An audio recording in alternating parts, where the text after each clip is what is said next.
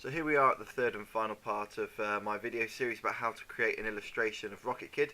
Hopefully we're just going to see how I finish a few things off and get the final effect I'm looking for. So without further ado, we'll jump straight back in and see what happens next. So at the end of the last video I was adding some textures to the image, and I'm doing that again here now. And to do that I simply go to File, then Place, choose the image I'd like to put on, and then I place the image in the picture, and I then set it to overlay mode, and I'll tweak it a little bit, change the colours, maybe adjust them a little bit, or change the angle of the image slightly, and I'll put this over all the areas where I think a simple texture would benefit. So it goes over his pyjamas, over the straps on his clothing. You can see it at the moment going over the top of the teddy bear. That's just like a furry texture to make it look like the teddy bear's a little bit hairy.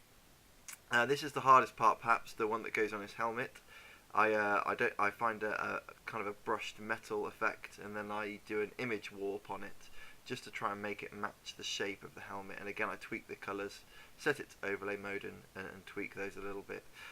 You see lots of final sort of tweaks of colours going on here just by choosing images, effects, then colour adjustments, just so I can make things look as I would like them to. One thing that really helps make the focal part of an image stand out from the background is the highlights that you then put on that focal part. So this part that I'm doing at the moment is that I have created a new layer.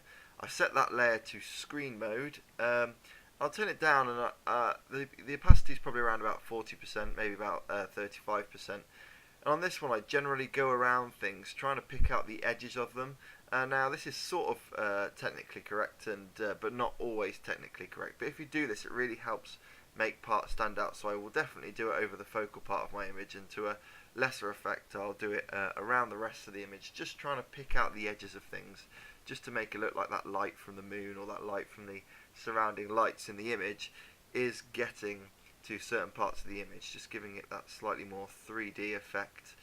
So I'll whip around doing this fairly quickly. As you can see, it's much more minimal on the background elements than it was on the character at the beginning, and obviously those things which are slightly more reflective, like metals and glasses, may require a bit more attention with some highlights to make them look authentic, even though this is just a sort of cartoony image.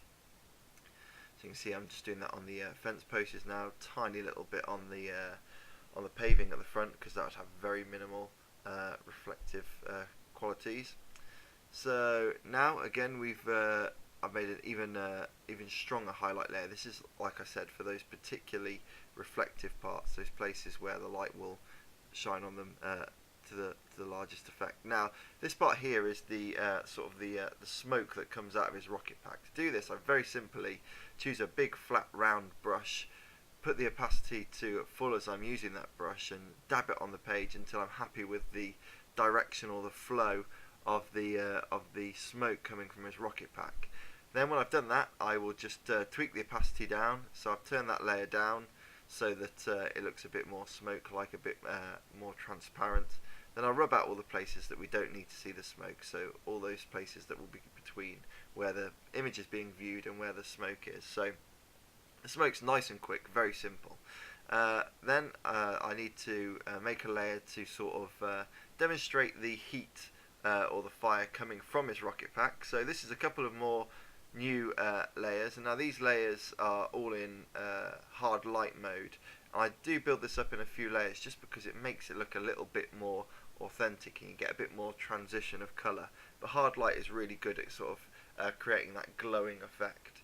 So to create that glowing effect, I've used a hard light layer, and I've done a bit more rim light using orangey reddy tinges around his feet because of the glow coming from the fire in his rocket pack. Now this large part is going to be a lot of adjustments. I continue to tweak elements in the page using different effects, just to try and make the colours look a little bit more authentic and as I would like them to.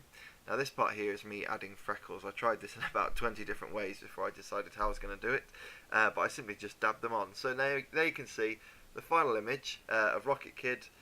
He's standing there, he's all coloured in now, and it just takes a lot of time, but actually if you use the same process as I've used, it's very systematic, and you can come up with quite good results as long as you make sure you've got that eye for making sure everything looks as you'd like it to.